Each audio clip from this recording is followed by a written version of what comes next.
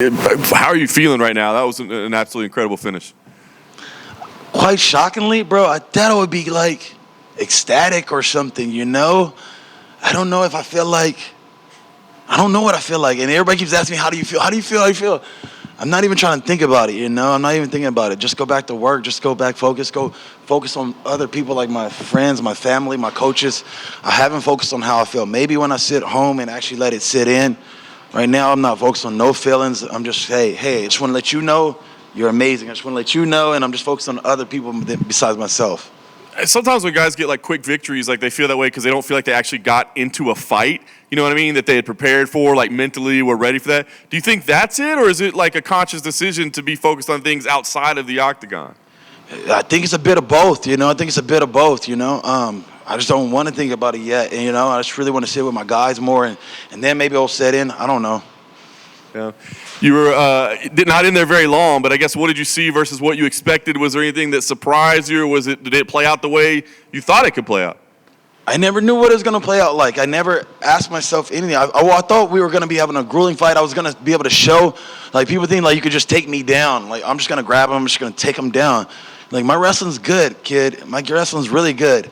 But I just have, like, since I had the stupid bad taste in my mouth with that one fight that I did, that everybody assumes you can't wrestle. So I wanted to be able to show that part of it, that we came well prepared. But I think that he was trying to let me know that, like, oh, he's tough guy, you know? He's tough. And that was the bad mistake I think he made, instead of just sticking to his game plan more. So I kind of like, and I said something to him. He was talking to me in the background. I was like, interesting. I was like, because I see what you're trying to do. You're trying to let me feel like, oh, yeah? Oh, I'm going to hit you. I'm going to hit you. I'm like, oh, okay, interesting. Bow. Oops. But I didn't expect him to go down. I didn't feel like I hit him that hard, but my coach said you don't have to hit anybody hard. You just got to put the shot there. In the moment when you drop him, I mean, you could potentially have 5 more rounds to go. You know what I mean? Was there any part of you that was like, let's hold up a little bit and see what happens? Or did you know, like, this is the moment we're going to finish him? I knew it was over. He came in with his shot, and it's something that we have been seeing, that he kind of comes in with this forward approach. Same thing as Dober. They come with this little step that I'm like, you guys don't understand fighting yet. And I was trying to tell everybody, he's missing something. He doesn't understand. And that's one of the things is, like, they don't understand, like, this rhythm. Like, you guys are fighting on the same rhythm. You don't break your rhythm. I see you coming. And the thing was that it's the same time shot, is that he threw his shot and I timed him at the same time, and it makes it a lot harder. In the moment afterwards, you know, the adrenaline's there. You kind of said, hey, I'd like to fight in December. Dana was here earlier, and I said, hey, is that card full? Or, like, after a performance like that, can you make room? He was like, we can always make some room for something like that. So now that you've maybe settled down a little bit, is that still appealing to you? And are there names maybe that you think would make sense in that role? My coach has been putting names in my ear. They said Hooker. They want me to fight Hooker. I'm like, okay, you know, if there's Hookers down, I'm down. I'm down to even headline the prelims. I know that the cards got so stacked up. I just got to go check out my hand a little bit. I start slamming a little hammer fist. Ever since Tony, when I was smashing Tony's head, I kind of messed it up a little bit, that one, and then I'll kind of like, I'll get through it. I'll just get through it. I'll just tough it out. I'll just keep toughing this stuff out. But I'm like, now I felt it some more when I started hammer fisting him. I'm like, oh, geez, maybe I fucked something up. So get an x-ray, and then I'll know from there. But if I'm good, I want to fight in December. I want to be able to be the most active fighter this year. Nice. Last thing for me, DC kind of touched on, but if this week comes out and you do have a number next to your name, does that change anything in terms of your career trajectory or what you want to accomplish? No, not at all, not at all. It'd just be cool to be able to say I'm in the top 10. That's cool, you know? Like, but people always like, well, what are you ranked? What are you ranked? I don't care, brother. I don't know. You tell me. Bobby over here. And I know you just mentioned Dan Hooker, but Renato Moicano wasted no time in putting his Twitter fingers to use. I mean, tell that guy suck it, you know? Tell that guy suck it.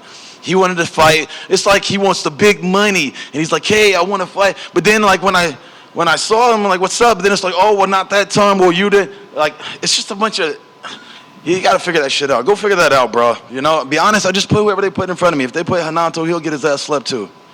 All right, and second UFC main event, this time not on 10 days' notice. How did this whole week compare to the first one?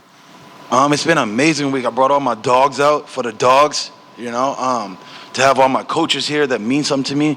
I told them, I was sitting at dinner, I'm like, it don't even matter about the fight. the fact that we at the round table right now, we having a meal together, we fellowshipping, and I get to look each one of you in the eye and tell you, I'm so honored to be a part of your lives and have a moment with y'all like this. That was more important than the actual fight.